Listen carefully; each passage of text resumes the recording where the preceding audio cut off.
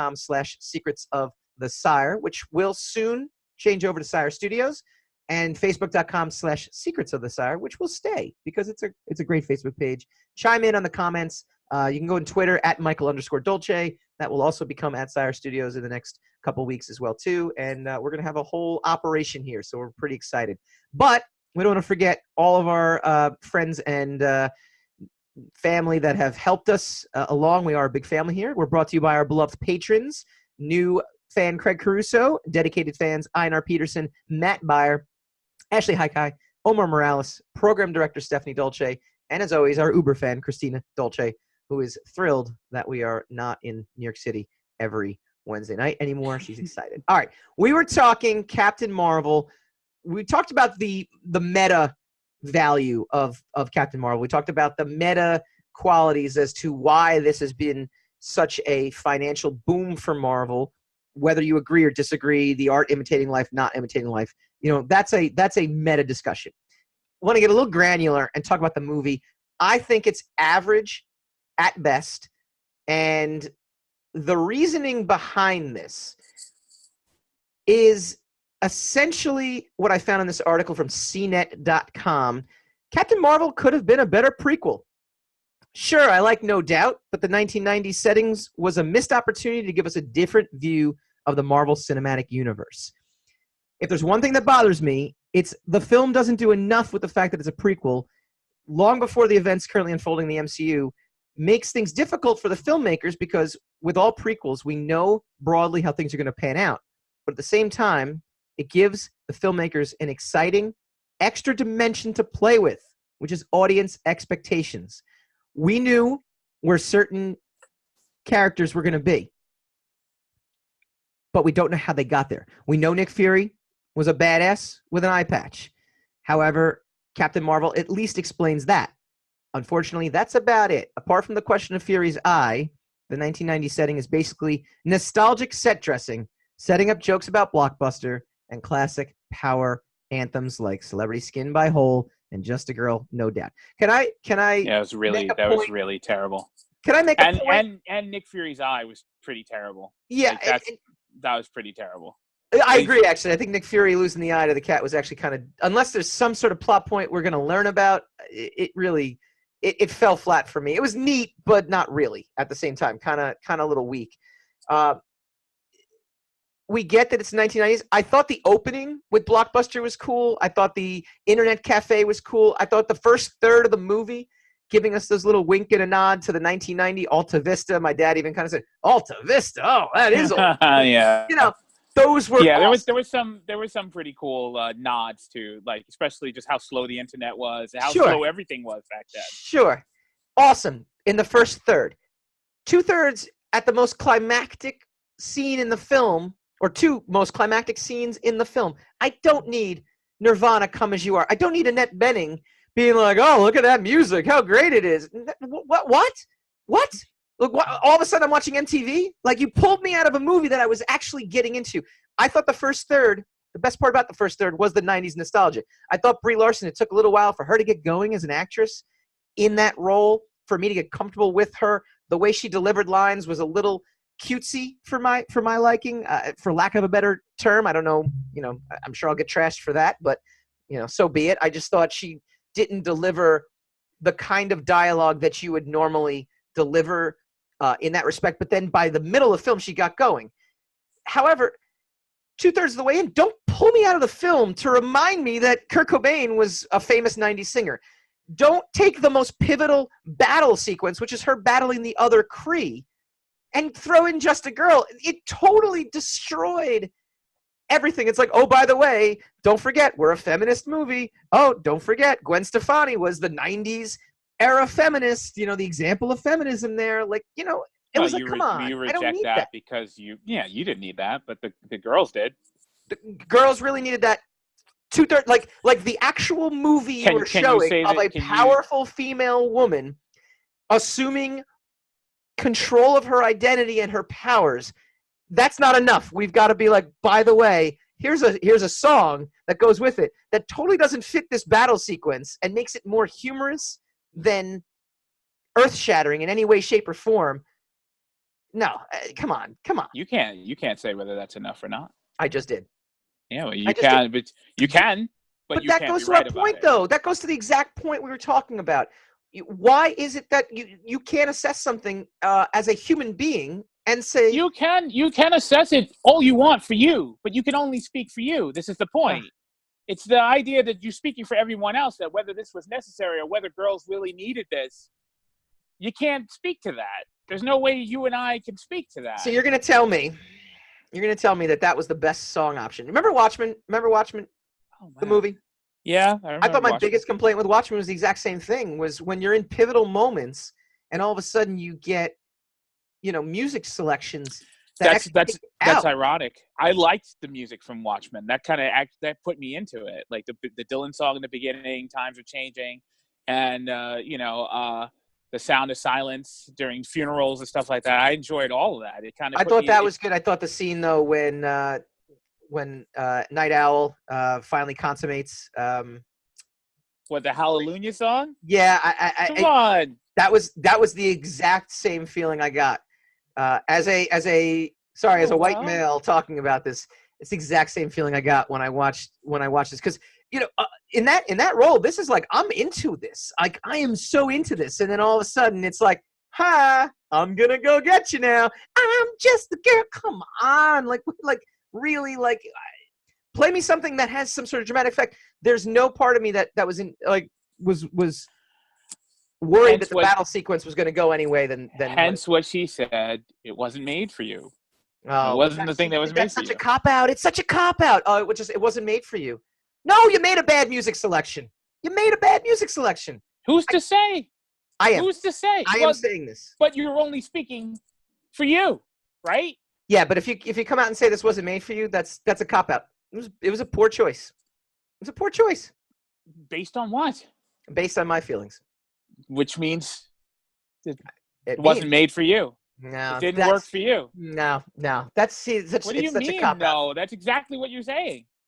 So you know what? The next time when my kid goes to college and he hands a term paper in, and the college professor says, "Dad, you get a B on this," he's gonna sit there and go, "No, professor, this wasn't made for you, so I deserve an A." And the college professor at that point is gonna be like, "You're absolutely right. What do I know as a college professor?" That's apples and oranges. It's like, not apples and oranges. One is a test with set parameters that you're supposed to meet these parameters in order to define a score. How about an essay? The other is how about an essay or a term paper? The other is entertainment. Essays and term papers on entertainment. It's forming an opinion on something. It's forming an opinion. No, they are tests taking a subject. They are tests of how well you assimilate acumen and how you can regurgitate it back. Because look, if you're studying on something that's not true, right? If you read a textbook that doesn't have all of history in it, but you get tested on that book, you're not tested on history.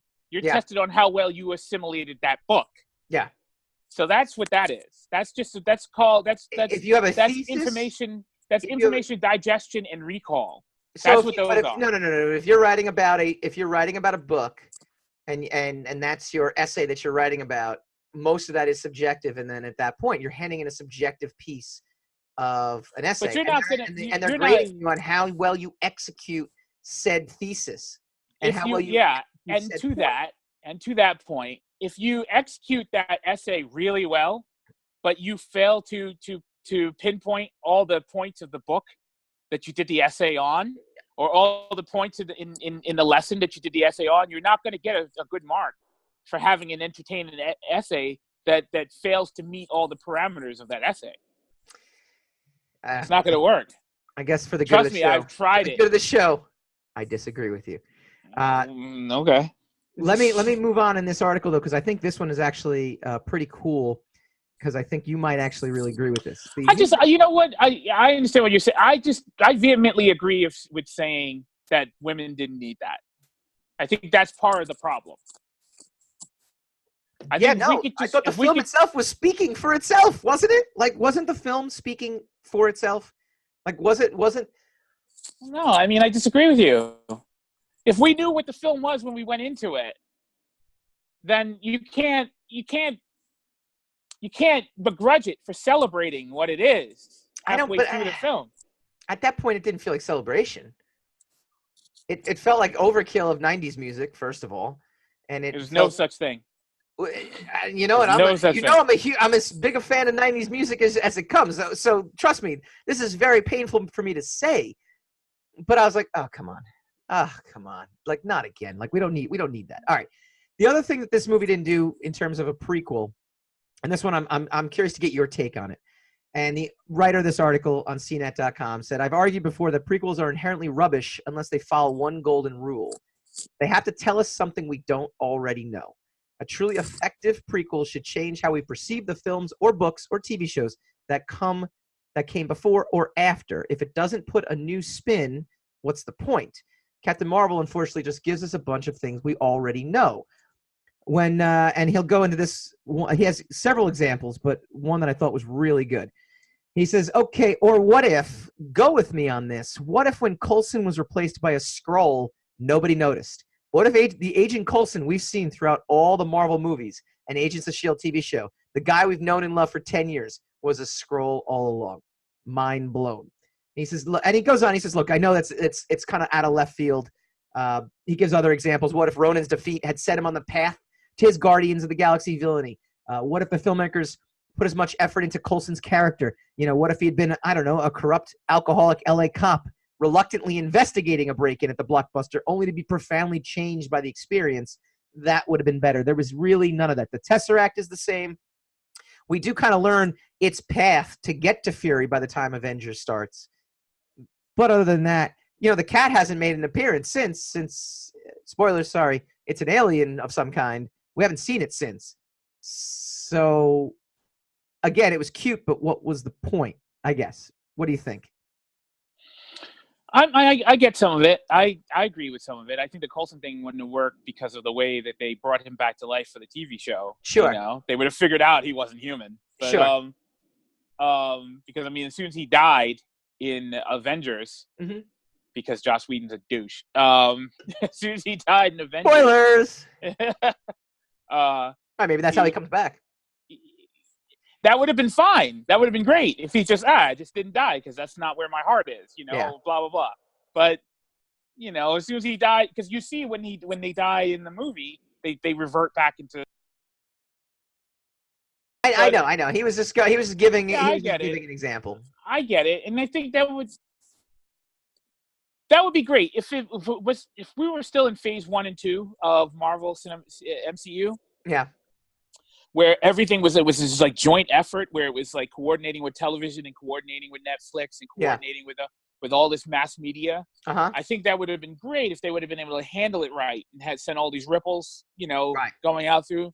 And then, you know, the joy would be watching how all these things played. Every time a movie dropped, you had to watch how they would play out in everyday media. Right. Because when they shut down S.H.I.E.L.D. in Winter Soldier, yeah, basically, or you know, when in the second Avengers movie, I think they shut S.H.I.E.L.D. down. Mm-hmm. You're kind of like, now, you know, we got this TV show called Agents of S.H.I.E.L.D. How is this going to play out with Agents of S.H.I.E.L.D.? Sure. So, you know, that stuff was great back then. But, you know, look, the bottom line about Captain Marvel is she's just the new hero of the new phase of MCU, since we're phasing out all the other, you know, many of the other characters. Right. So she doesn't really have to be. I mean, we're constantly, because we are evolved. We have evolved watching the MCU stories. Sure. We expect the stories to evolve with us and to become more in depth and more nuanced and more complicated, because we are more nuanced viewers. Well, yeah, because obviously you just said it yourself. Are you tired of the trope? Well, you wouldn't be tired of the trope if they went deeper with some of this stuff. Of course, but here's that argument again. We're the viewers being phased out. You know, it's not improving on us. Sure. It's setting itself up for another generation of viewers that are People are living a lot longer now, so phasing us out doesn't make sense. All demographics, all entertainment, everything is aimed at a younger demographic. Sure. We're aging out of the program. We are. I feel like I'm getting genuinely younger aging every day. I don't know what you're talking about. You know exactly what I'm talking about. real quick before we go to break, one thing I don't even know how to parse this correctly. I enjoyed it for the purpose of the movie, but the comic book fan in me hated it. And again, spoilers if anybody hasn't seen the film. I actually did not like the way they handled the Skrulls with the twist that they were the noble race, because they're not the noble race. They're going to come and take over Earth. They're my dad kind of said, he says, wow, that was a real twist that they were not the bad guys. I'm like, yeah, but they are the bad guys. So are the Kree. The Kree and the Skrull are both the bad guys. Right. So there's but compared to the Kree, the Skrull are more sympathetic. And then later in the MCU, when it's no longer the Kree versus the Skrull, the Skrull can move into being the villains. Yes, I know. I just it left a void. The other thing is that the Kree were already established as the villains from Guardians of the Galaxy. Sure. So, I like the little Indiana Jones reference too at the end, by the way. It would be just as confusing to have the Kree as the semi-good guys, with the Skrulls as the bad guys. Yeah, I like the little when Jude Law faces off against Carol. I like the little Raiders of the Lost Ark nod. Yeah, and it was perfect. See, you know what? That's perfect. Perfect instance of using humor at the right time. Not distracting from what the perfect. I mean, to contradict you a little bit. See, I didn't need that because I knew that guy had no chance of winning anyway. Right. It was like, just shoot that guy. Right. That's exactly, it was like, yeah, but come on, dude. You're trying to psych her out with that. What do you hope to accomplish with that? Yeah. All right. When we come back, Paul Castro, producer behind Madonna and the Breakfast Club. He's also a voice actor. He's going to go into a whole lot of stuff. He's going to talk about the film, which is awesome. It's out on a lot of VOD services right now, and it's getting a lot of rave reviews when we Secrets of the Sire.